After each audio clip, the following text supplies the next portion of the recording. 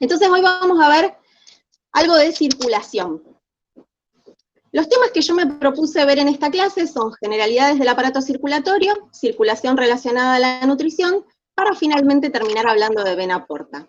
Recordemos que el aparato circulatorio y el respiratorio lo vamos a estudiar en profundidad el año que viene en trabajo y tiempo libre, pero quise hacer una introducción para poder entender mejor fundamentalmente la vena porta, que es una estructura que sí tenemos que conocer en esta área. Para empezar a hablar un poco de generalidades del aparato circulatorio, me planteé 3 preguntas. ¿Qué es el aparato circulatorio? Es un conjunto de estructuras que tienen como función transportar sangre a cada una de las células de nuestro organismo. Y entonces, ¿qué es la sangre? Nosotros ya estudiamos en crecimiento y desarrollo que la sangre es un tejido conectivo especializado. Tan especializado es que es el único que tiene mayor cantidad de sustancia intercelular que de células. Por esto es líquido. Es el único tejido líquido que hay en nuestro cuerpo. ¿Y cómo hace la sangre para llegar a cada una de las células de nuestro organismo? Gracias a la existencia del corazón. El corazón es un órgano muscular que se encuentra en el tórax, en íntima relación con un órgano que nosotros ya estudiamos y conocemos bien, que es el esófago. El corazón se encuentra por delante del esófago, y esa relación me gustaría que la recuerden para siempre, porque cuando nosotros empecemos a estudiar dolor y empecemos a ver pacientes, vamos a ver que hay un dolor que se produce en un determinado lugar, en el pecho, que se llama retroesternal, no importa eso ahora, que puede ser producido por muchas estructuras, pero las dos más importantes son el corazón y el esófago. Obviamente, si el problema es del corazón, es un cuadro mucho más grave que si es del esófago. Por eso me gustaría que se acuerden de esta relación, porque la van a ver mucho. El corazón, se los presento, acá está, es una estructura bastante poco didáctica para explicar.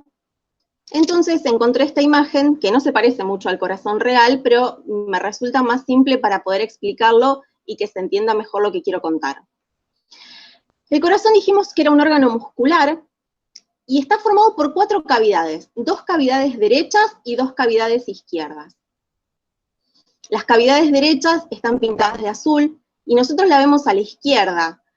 Siempre cuando veamos una imagen de algún órgano o una radiografía o alguna imagen humana, todo lo que nosotros veamos a nuestra izquierda es la derecha del paciente, porque lo vemos como si lo tuviésemos parado frente a nosotros. Entonces, tenemos un corazón derecho y un corazón izquierdo. Estas 2 partes del corazón no se tienen que mezclar, o sea, están perfectamente separadas por un tabique, y vemos que tanto el lado derecho como el lado izquierdo, a su vez, tienen 2 cavidades. Una cavidad superior, que se llama aurícula, y una cavidad inferior, que se llama ventrículo.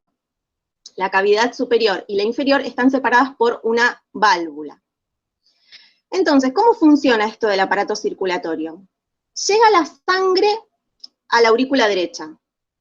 Cuando la aurícula derecha se llenó de sangre, se abre esta válvula y pasa la sangre al ventrículo derecho. Cuando el ventrículo derecho se llenó de sangre, se contrae y manda esa sangre a través de la arteria pulmonar hacia los pulmones.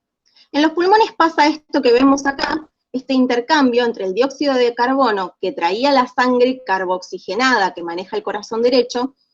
A través del metabolismo celular nosotros sabemos que se genera dióxido de carbono, pero que no nos sirve. Entonces, en el pulmón se deja ese dióxido de carbono y la sangre se carga de oxígeno, y desde los pulmones, esta sangre rica en oxígeno va a volver a través de la vena pulmonar a la aurícula izquierda.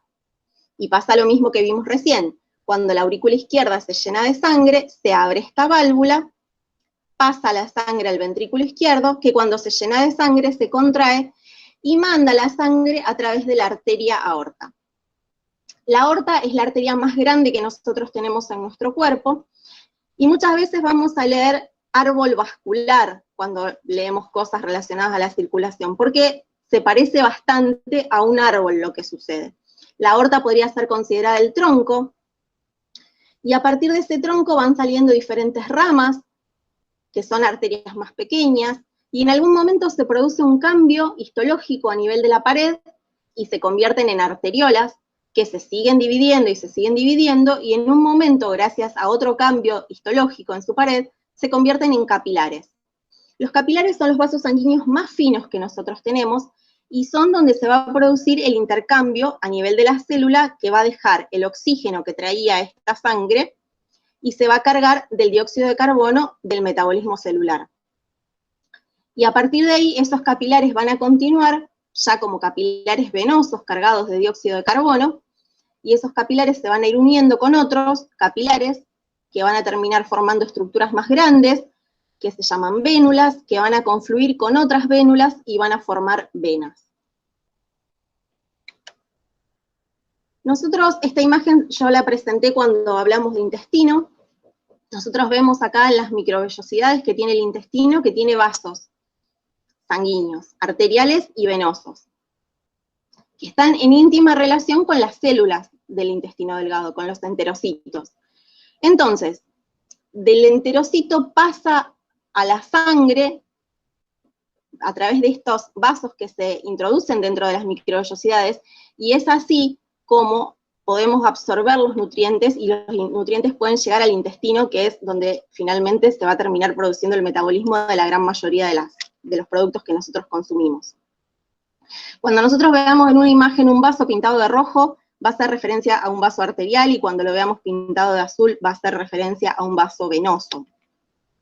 Pero esta imagen me sirve porque cuando estudiamos metabolismo, nosotros vemos la célula y después decimos pasa a la sangre. Bueno, pasa a la sangre por esta estrecha relación que hay entre la célula y el vaso sanguíneo que se encuentra metido dentro de la microvellosidad.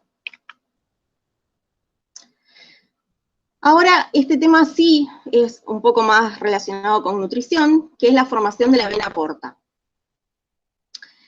Recordemos un poco cómo era esto de la anatomía del aparato digestivo. Nosotros tenemos el hígado, acá una glándula muy grande que estaba formada por dos lóbulos, un lóbulo derecho y un lóbulo izquierdo, separados por un ligamento falciforme con la vesícula biliar, donde se iba a acumular toda la bilis que iban produciendo los hepatocitos. Obviamente está cortado esta imagen, ¿no? Pero acá tenemos el estómago, que se continúa con el duodeno, que tenía 4 porciones, una primera, una segunda, una tercera y una cuarta porción. Acá tenemos el páncreas, que se continúa como en transparencia porque se encuentra por detrás del estómago.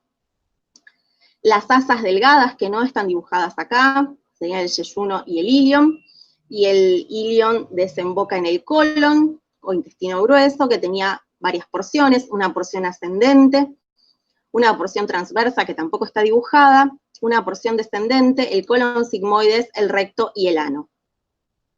Como podemos ver en esta imagen, toda la sangre venosa de la mitad derecha, tanto de las asas delgadas como de las asas gruesas o del intestino grueso, es recogido por una vena que se llama mesentérica superior.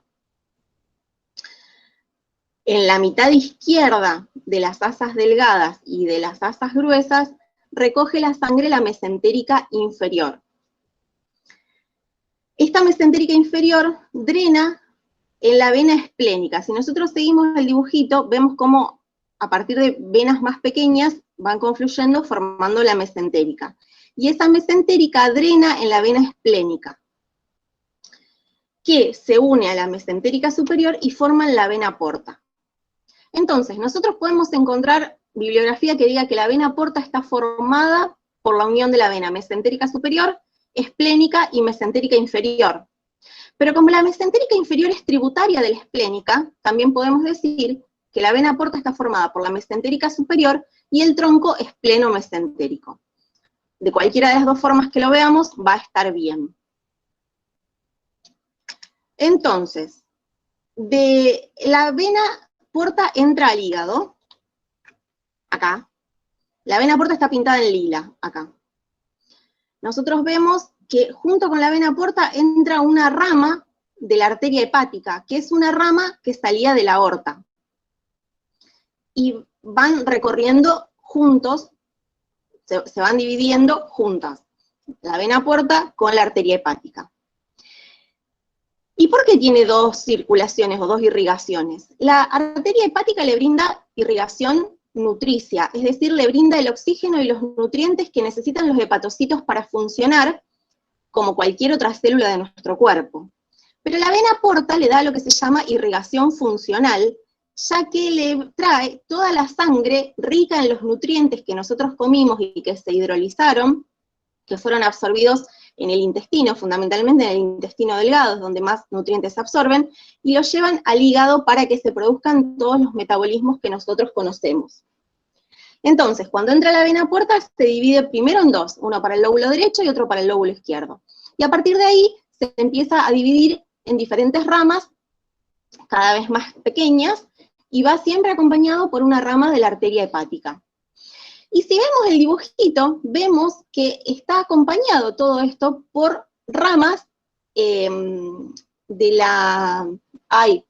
ramas biliares, del conducto biliar.